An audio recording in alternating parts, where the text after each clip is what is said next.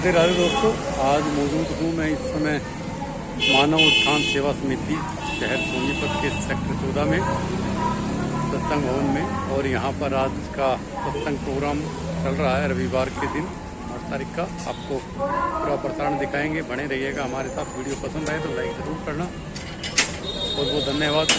जय श्री राम।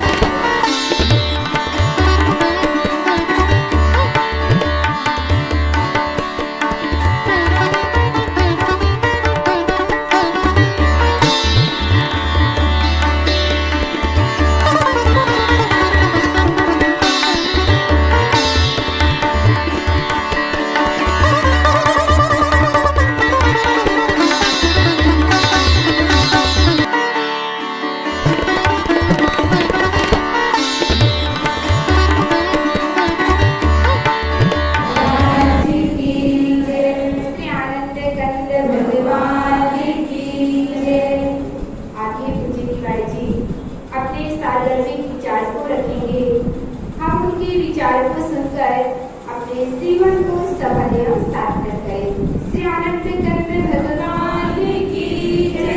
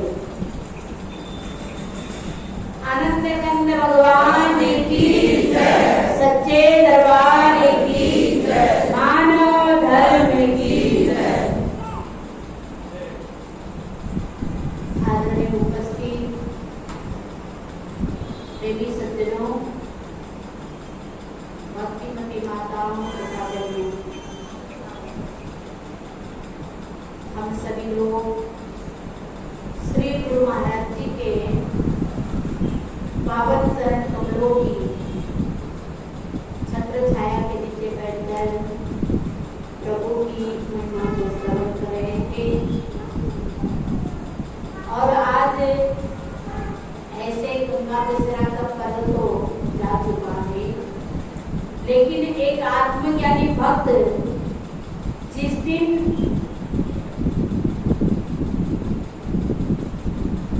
गंगा मीठा जल पिलाता है, दान करता है, उसी दिन उसके लिए गंगा दशहरा का पर्व। क्योंकि जब भक्त नाम का सुमरण करता है, जैसे राजा भगीरथ ने नाम सुमरण करके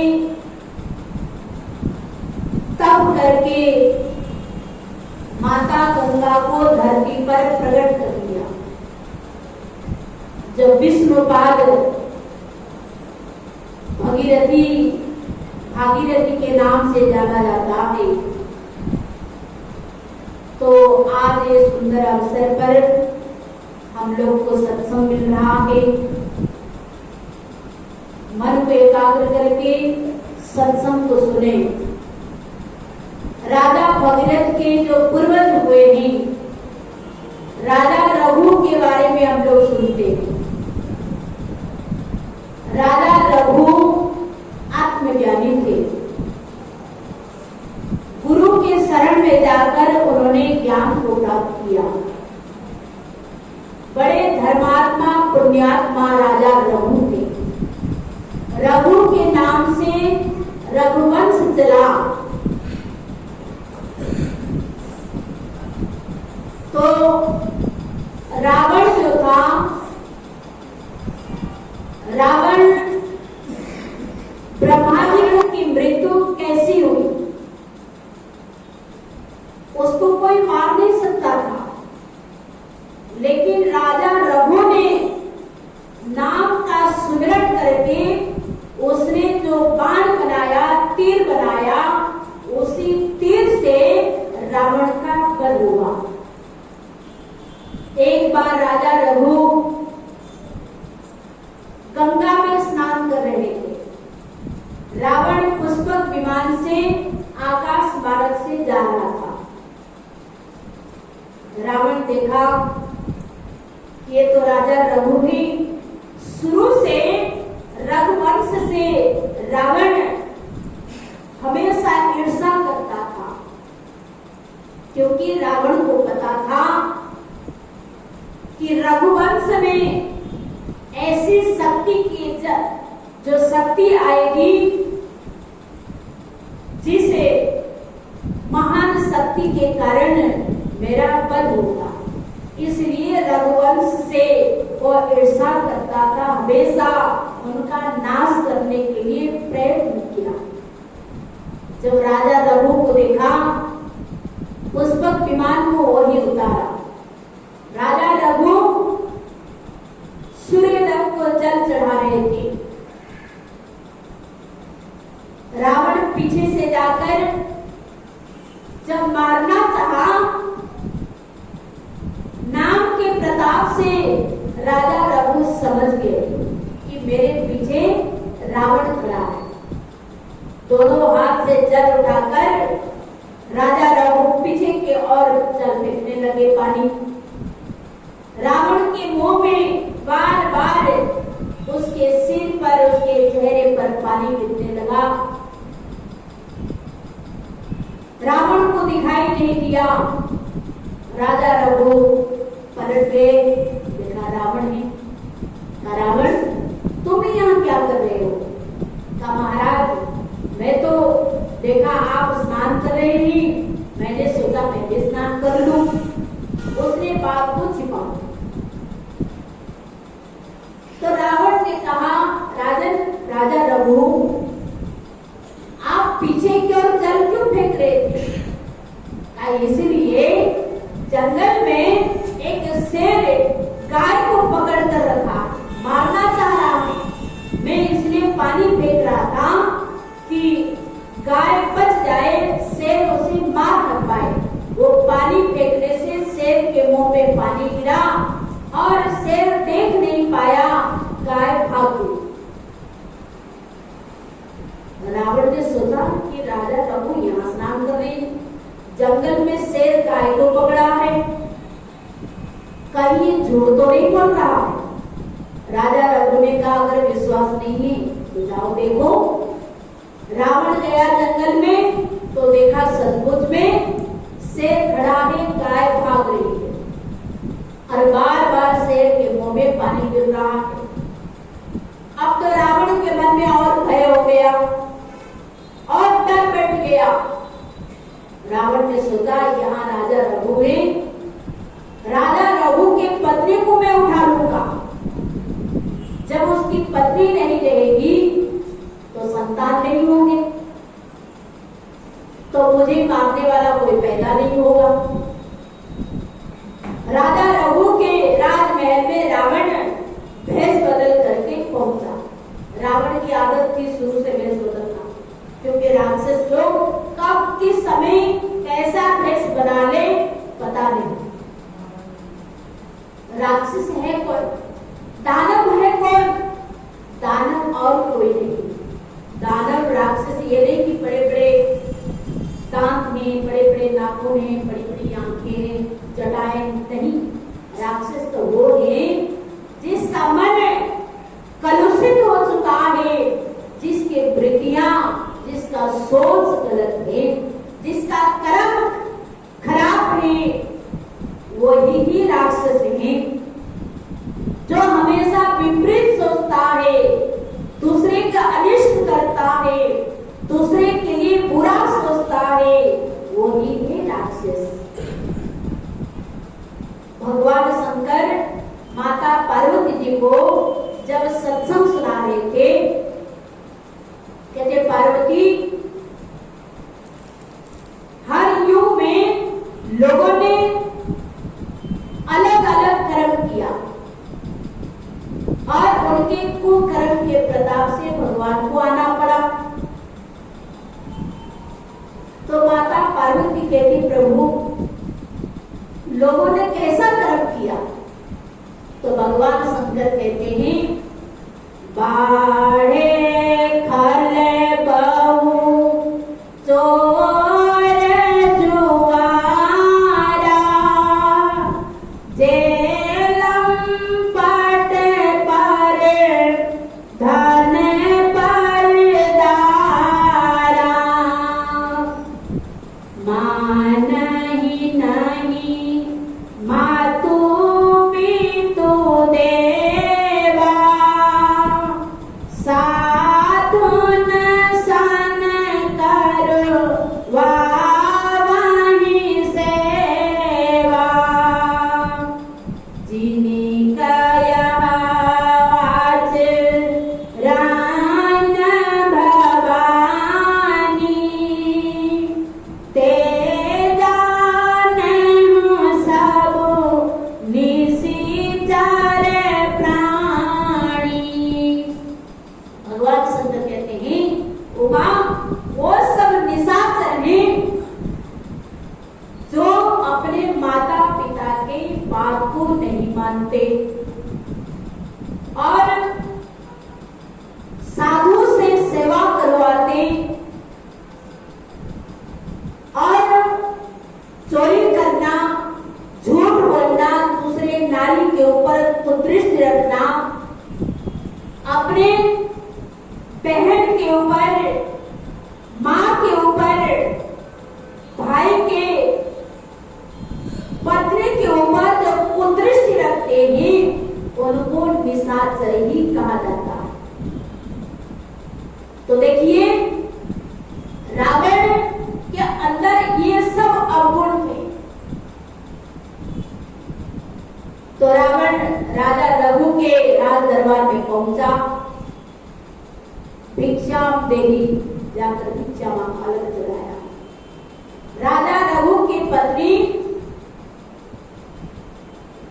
भिक्षा देने के लिए जब राजमहल से बाहर आती हैं, वो भी ज्ञानी थी। रावण के असली रूप उसे दिखाई दिया कि ये कोई साधु नहीं, ये तो रावण ही, लंका का राजा रावण ही। वो डर के मारे भय से अंदर चली गई। उसी समय राजा रघु पहुंचे, देखा दुष्ट रावण यहाँ पहुंचा, समझ गए। रावण राजा रघु को देखकर तुरंत वहां से भाग गया। कुछ लोगों को नींद आ रही, आंख खोलकर सत्संग को सुन लो। तो देखिए, जब वो भागा, राजा रघु को बड़ा क्रोध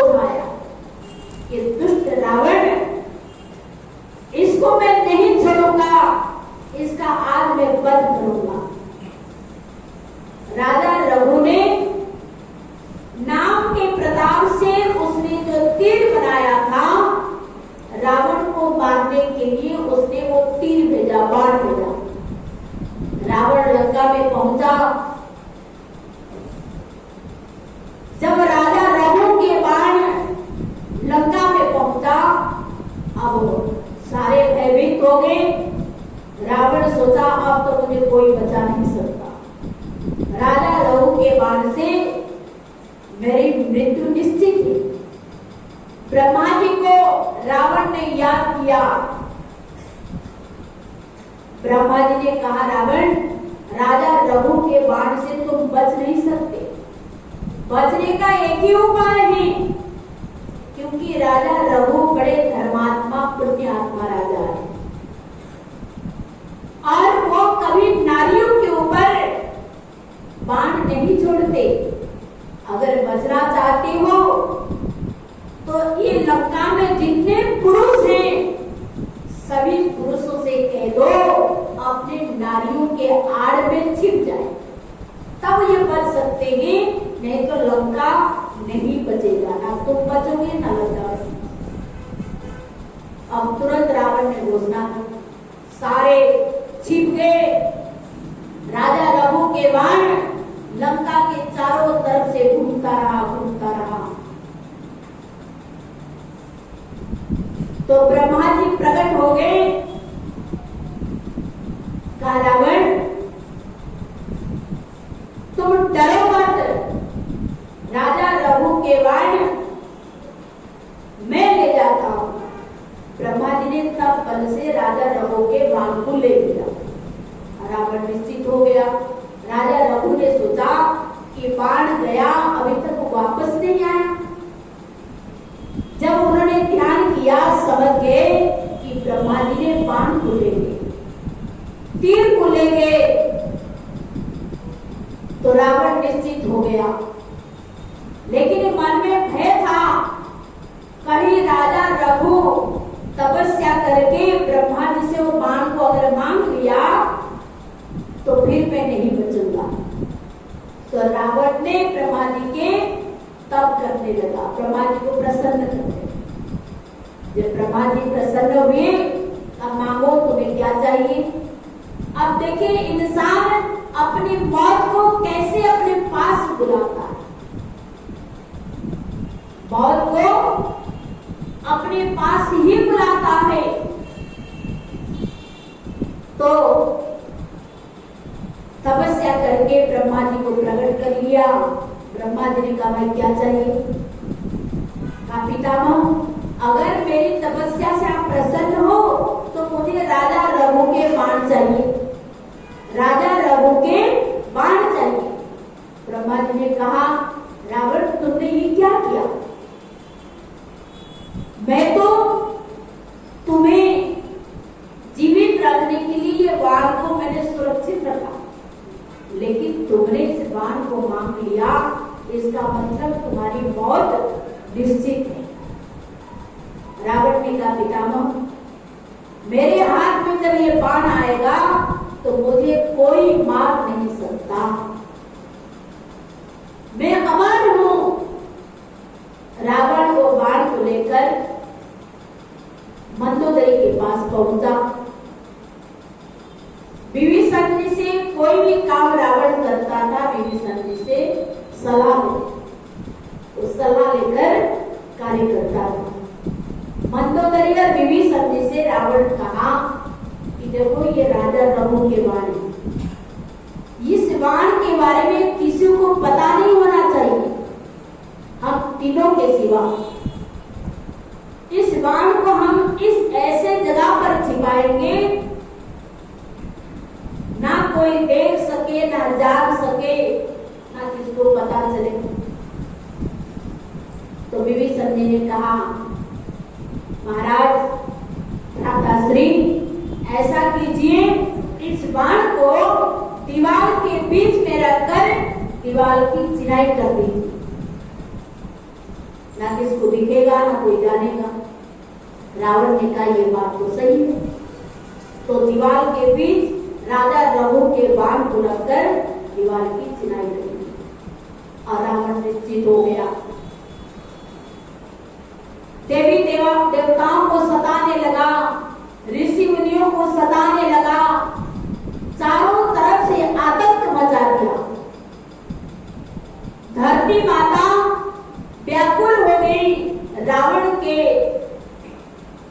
पाप के कारण। इतना वो डर गई कि रावण के भय से धरती माता गाय के रूप, जहां देवी देवता ऋषि मुनि लोग कंदराओं के अंदर रावण के भय से छिप करके बैठे हुए, धरती माता वहां पहुंची। मेरे ऊपर बहुत अत्याचार हो रहा है, बहुत पाप बढ़ गया है, मैं सहन नहीं कर सकती, मेरी रक्षा कीजिए। ऋषि मुनि लोग कहते हैं, हे धरती मां, जिसके भय से तुम हमारे पास गाय के रूप धारण करके आई हो, उसके भय से तो हम कंदराओं के अंदर, गुफा के अंदर छुप करके बैठे। धरती मां कहती है, मैं सब कुछ सहन कर सकती हूँ, लेकिन जो गुरुद्रोही, पर निंदा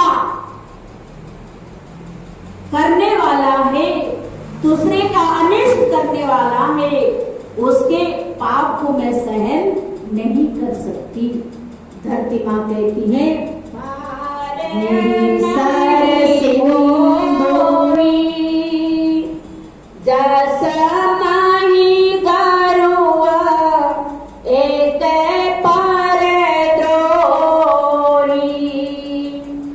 सकल धर्म देखई बिहाई न सकई, रावण भयभीता। कहे देवी देवताओं, मैं पर्वतों के भार को सहन कर सकती हूँ, नदियों के भार को सहन कर सकती हूँ, वनस्पतियों के भार को मैं सहन कर सकती हूँ, लेकिन जो परद्रोही, गुरु निंदक, भक्तों का अनिष्ट करने वाला, उसके भार को मैं सहन नहीं कर सकती, मेरी रक्षा कीजिए। तो देखिए, सभी देवी देवता, ऋषि मुनि लोग सभी ने कहा कि जो ब्रह्मा जी ने वरदान दिया, ब्रह्मा जी ही हमारी रक्षा करेंगे, चलो हम सब ब्रह्मा जी के पास चलते। सब पहुंचे ब्रह्मा जी के पास। ब्रह्मा जी ने देखा ये सब मेरे पास इसलिए आ रहे हैं कि रावण के भय से। ब्रह्मा जी ने कहा कि देखो, जिसके कारण आप लोग मेरे पास आए हो, मैं जानता हूँ और समझता भी हूँ, हमारा दुख कौन हरेगा, हमारी रक्षा करेगा कौन? का भगवान विष्णु। का भगवान कहाँ मिलेंगे? भगवान कहाँ मिलेंगे? अब देवी देवताओं ने कहा कि भगवान क्षीर सागर में मिलेंगे, कोई कहता है भगवान वैकुंठ में मिलेंगे, कोई कहता है भगवान गोलोक धाम में मिलेंगे, कोई कहता है कहाँ मिलेंगे। लेकिन उस सभा में भगवान शंकर भी उपस्थित थे। भगवान शंकर अवसर पाकर उन्होंने कहा, हरि व्यापक सर्वत्र समाना, प्रेम प्रगट होत में जाना। भगवान शंकर के उमा उस सभा में मैं भी था। अवसर पाकर, मौका पाकर मैंने कहा कि हे देवी देवता, हे ऋषि लोग, हे ब्रह्मा जी, हे धरती मां, मेरे विचार में भगवान तो सर्वव्यापक है, सर्वत्र है, वो सब जगह रहते हैं, लेकिन वो प्रेम से प्रकट होते हैं। जब अंदर आत्मा से उन्हें हम पुकारते हैं, जब हमारे अंदर अगाध प्रेम होता है, तो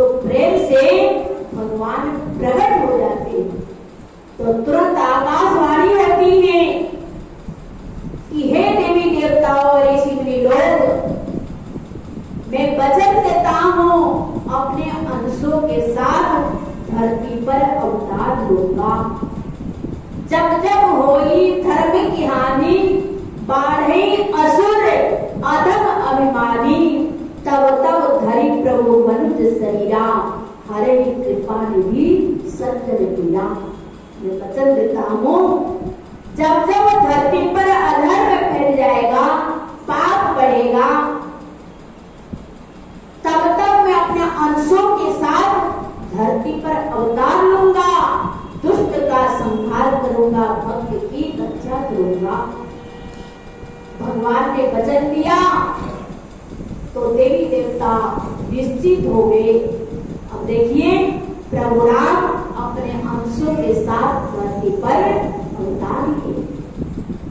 तो मैं आप लोगों को सुना रही थी, रावण निश्चित हो गया। जब प्रभु राम 14 साल के लिए बन गए, प्रभु राम का जन्म क्यों हुआ, अवतार क्यों लिए? कहा धर्म को हमेशा अडिग रहने के लिए, जीत के लिए भगवान धरती पर आए। कहा राज तिलक होने जा रहा था, प्रभु राम का राज तिलक होने जा रहा था। एक रात के अंदर पासा पलट गया, एक रात के अंदर। जब राज तिलक होने जा रहा था तो प्रभु राम बड़े दुखी हो गए, दुखी हो गए। अब बताओ, अगर कोई गद्दी पर बैठना चाहता है या किसको कोई काम उपाधि दिया जाता है, क्या वो दुखी होता है? दुखी होता है। कोई मार्ग मंत्री बन गया, कोई पद मिल गया, कोई दुखी होता है कि भाई मुझे पद दे दिया, मैं बहुत दुखी हूं। लेकिन प्रभु राम दुखी हो गए, चिंतित हो गए कि जिस कार्य करने के लिए मैं आया, मेरा तो सारा काम अधूरा रह जाएगा, सारा काम अधूरा रह जाएगा। सोचने लगे अब एक रात के अंदर सारा सब कुछ करना है, मेरा ये काम करेगा कौन? प्रभु राम ने सोचा सुमित्रा माता मेरे लिए काम करेगी। माता सुमित्रा के पास पहुंचे। माता सुमित्रा को देखते ही प्रभु राम सोचने लगे कि मेरी छोटी माँ बड़ी भोली भाली है, सीधी है, इससे वो काम नहीं हो सकता। माता सुमित्रा ने कहा राम बताओ कुछ आपको जरूरत है? कहा नहीं माँ, मैं तो आपका दर्शन करने के लिए आया था। वहां से चले गए। सोचने लगे माता कौशल्या ही कर सकती। माता कौशल्या के पास जब पहुंचे, माता कौशल्या को देखकर प्रभु राम ने सोचा कि माता कौशल्या के अंदर ममता बनी हुई है, अगाध ममता है, प्रेम है, और ये भी बहुत भोली है, भावुक हो जाती है। माता कौशल्या ये काम कभी नहीं कर सकती। सोचने लगे कि मुझे तो सबसे ज्यादा प्रेम माता कैकेयी करती है। माता कैकेयी मेरे लिए कुछ भी कर सकती है, क्योंकि सबसे ज्यादा प्रेम माता कौशल्या से, सुमित्रा से, माता कैकेयी प्रभु राम से प्रेम करती है। प्रभु राम पहुंच गए माता कैकेयी के पास। माता कैकेयी देखकर खुश हो गई कि मेरे राम आ गए। का पुत्र राम कैसे आना हुआ? का माँ मैं बहुत चिंतित हूँ। का चिंतित हो? क्या तुम्हारे जीवन में दुख है बताओ? का माँ एक दुख है। क्या दुख है? कि माँ मैं आपको सब बताता हूँ, आपसे कोई बात मैंने नहीं छिपाया। आपको पता है कि मेरा जन्म क्यों हुआ?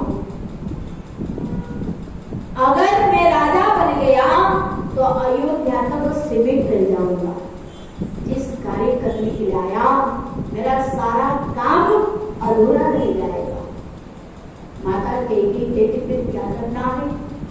तमाम जो कार्य करने के लिए मैं आपको बताने के लिए आया हूँ, वो कार्य करने में लोग आपका नाम नहीं लेंगे, आपसे घृणा करेंगे, आपकी निंदा करेंगे, आपको कोई देखना नहीं चाहेगा। माता कहते राम, क्या वो कार्य तुमसे बढ़कर के हैं?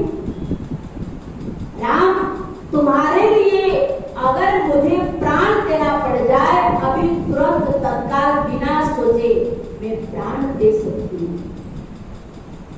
तुम्हारे लिए अगर मुझे विधाता नरक में भेज दे तो नरक में रहना मुझे मंजूर है, लेकिन तुम्हारा दुख मैं नहीं देख सकती।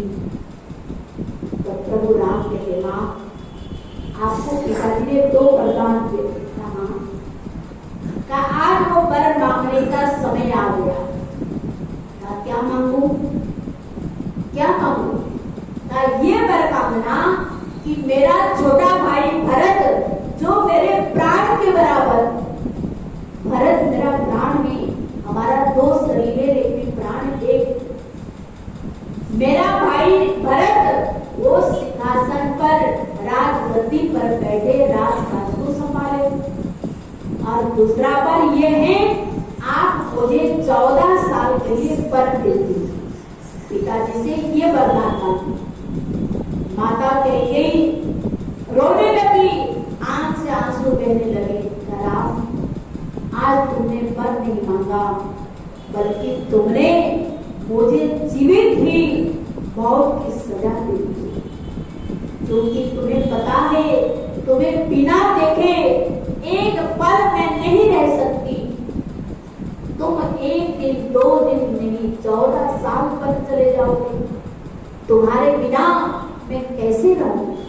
तमाम आप चिंता मत कीजिए, 14 साल आंख के पलके झपकाते ही बीत जाएंगे, आपको पता नहीं चलेगा। माता कह गई राम, अगर इस कार्य करने से तुम खुश हो तो मैं अवश्य करूँ। अब देखिए, एक रात तक सारा पर पलट गया। प्रभु राम 14 साल के लिए वन चले गए और जिनको उन्होंने वचन दिया था, सारा सब कुछ हर कार्य उन्होंने किया। जब रावण माता सीता का हरण करके ले गया तो प्रभु राम पत्थर भालू सबके सहारा लेकर समुद्र के तट पर पहुंचे, पड़ाव डाला, सेतुबंध का पुल का निर्माण किए। रामेश्वरम पुल का नाम रखा गया रामेश्वरम। रामेश्वरम क्यों रखा गया? इसके अंदर भी कुछ रहस्य है। जब वो पुल का नाम रख रहे थे, नारद जी उस सभा में थे। सभी ने कहा भाई पुल का नाम क्या रखा जाए, पुल का नाम क्या रखा जाए। तो प्रभु राम कहते पुल का नाम रामेश्वरम रखा जाए। पुल का नाम है रामेश्वरम। नारद जी ने कहा प्रभु रामेश्वरम का अर्थ क्या है, इसका अर्थ क्या है? भगवान राम ने कहा रामेश्वरम का अर्थ है जो राम का ईश्वर है, जो राम का ईश्वर है। मेरे ईश्वर मेरे प्रभु भोलेनाथ है, भगवान शंकर। इसलिए मेरे प्रभु के नाम से ये पुल का नाम रामेश्वरम। नारद जी ने सोचा कि भगवान शंकर कहते हैं मेरे प्रभु राम है, और इधर प्रभु राम कह रहे मेरे प्रभु भगवान शंकर। भाई इन दोनों के बीच में क्या खेल है, क्या माजरा है? अब नारद जी पहुंच गए कैलाश का। प्रभु पता है आज प्रभु राम ने पुल का नाम रखा, क्या रखा? रामेश्वरम। कहा मेरे इष्ट देव प्रभु ने रामेश्वरम का अर्थ क्या बताया? उन्होंने ये कहा जो राम के ईश्वर हैं वो रामेश्वरम, मेरे ईश्वर मेरे प्रभु भोलेनाथ। उन्होंने ये अर्थ किया। भगवान भोलेनाथ ने कहा नहीं, प्रभु ने जो कहा वो सत्य नहीं है।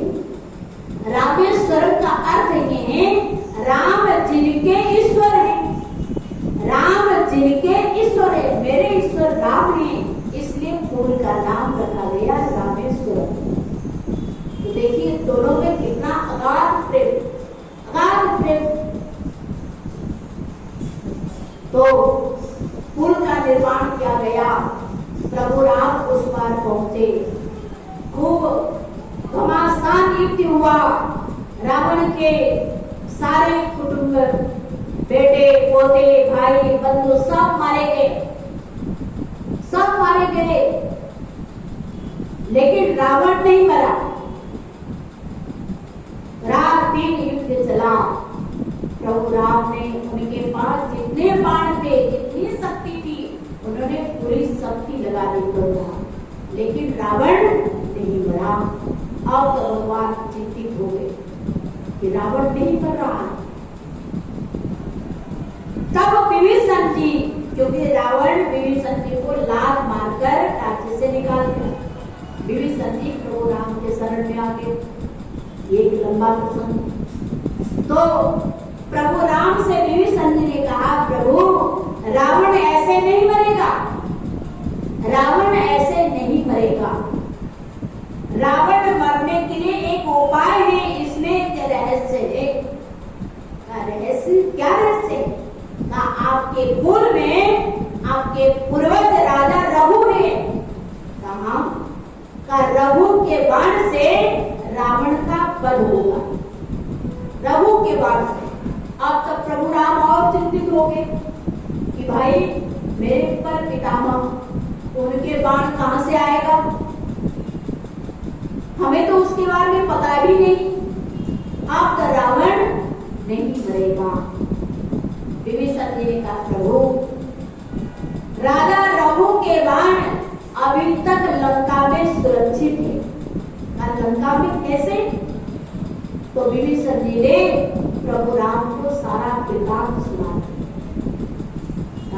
विभीषण बताओ वो बाण हमें कैसे मिलेगा, वो बाण कैसे हम लाएं जिसे रावण का वध हो?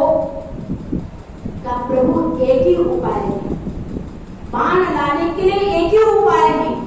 तो क्या उपाय? का उपाय ये है कि रानी मंदोदरी अपने गुरु के ऊपर उसे बहुत विश्वास है, प्रेम है,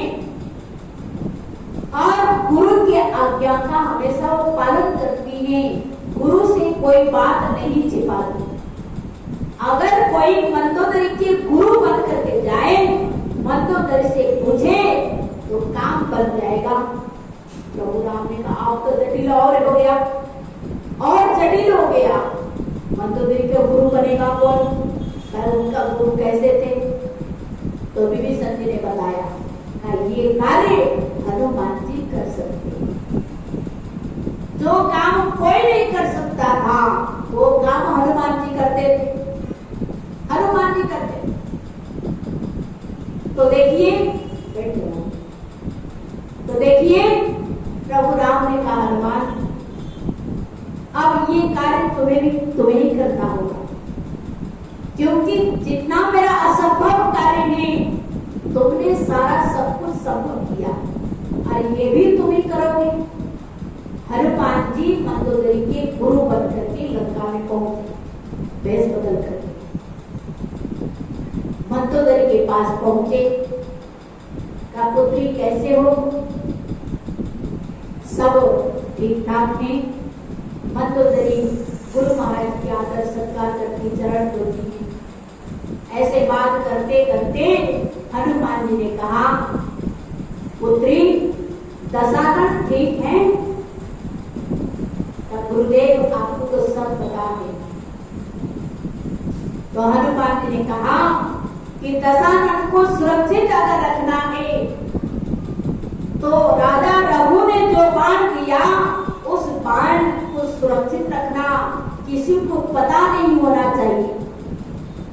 तो मंदोदरी कहते, गुरुदेव वो बाण अभी सुरक्षित है, क्योंकि ये जो दीवार है, इस दीवार के बीच उस बाण को छिपा करके रखा गया। यहाँ से कोई नहीं ले सकता, और जब तक ये बाण नहीं मिलेगा, प्रभु राम के हाथ में नहीं जाएगा, तब तक दशरथ का पद कोई कर नहीं सकता। अब सारा सब कुछ वो खोल हनुमान जी के सामने। हनुमान जी जब सुन लिया, देख लिए, तुरंत अपने रूप में आ गए, विशाल रूप में, और एक मुक्का मारा, एक मुक्का से दीवार को उन्होंने तोड़ दिया। राजा रघु के बाण लेकर तुरंत प्रभु राम के पास पहुंच गए। तो प्रभु ये राजा रघु के बाण नहीं। तो राजा रघु के बाण लेकर प्रभु राम जब रावण युद्ध करने के लिए आया, तो विभीषण जी कहते, प्रभु याद रखिए, राजा रघु के बाण कहीं और नहीं लगना चाहिए, क्योंकि रावण के नाभि में अमृत है। सबसे पहले इस बाण से उसके अमृत को सुखा दो। जब अमृत सूख जाएगा, वो तड़पने लगेगा, उसका मन विचलित हो जाएगा, और उसके हृदय में उसने सीता को हरण करके माता सीता को ले तो गया, लेकिन माता सीता के प्रति उसके मन में अगाध प्रेम नहीं। वो जगदम्बा के रूप में माता सीता की पूजा करता है। माता सीता, अगर आपने हृदय में बाण मारा, शरीर में चोट लगेगी, और माता सीता के हृदय में आप स्वयं बैठेंगे। इसलिए प्रभु बाण उसके नाभि में मार दिया। तो प्रभु राम राजा रघु के बाण से रावण के नाभि से अमृत को सुखा दिए, और अमृतहीन होकर रावण तो विचलित जैसे सूख गया, रावण धराशायी हो गया, रणभूमि में गिर पड़ा, रावण का अंत हुआ। तो देखिए, राजा रघु के बाण से रावण का वध हुआ, क्योंकि राजा रघु नाम का सुमिरन करते, नाम के सुमिरन के प्रताप से उन्होंने इतनी शक्ति इकट्ठी कर ली थी कि वो शक्ति के प्रताप से रावण का वध हुआ। तो इसलिए आत्मज्ञानी संत भी हमें यही समझाते कि अगर तुम नाम का स्मरण करोगे, तुम्हारे अंदर में भी राजा रघु की तरह अपार शक्ति है। हमारे अंदर में भी अपार शक्ति है, लेकिन वो शक्ति को हम जागृत करना नहीं चाहते। उस शक्ति को बाहरी चीज में, अन्य चीज में व्यर्थ ही खत्म कर रहे हैं। अगर वही शक्ति इकट्ठी हो जाए तो मीराबाई की तरह, स्वामी विवेकानंद जी की तरह, रूप प्रहलाद, छत्रपति शिवाजी महान बन सकते हैं। और जितने भक्त हुए हैं, सभी ने अपने जीवन में नाम को जाना, नाम का सुमिरन किया, और अपना नाम इतिहास के पन्ने में लिपिबद्ध करके गए। इसलिए कहा, कई लाखों तर गए, कई लाखों तर गए, तेरा नाम जपते जपते कई लाखों तर गए, कई लाखों तर गए, तेरा नाम जपते जपते, तेरा नाम जपते जपते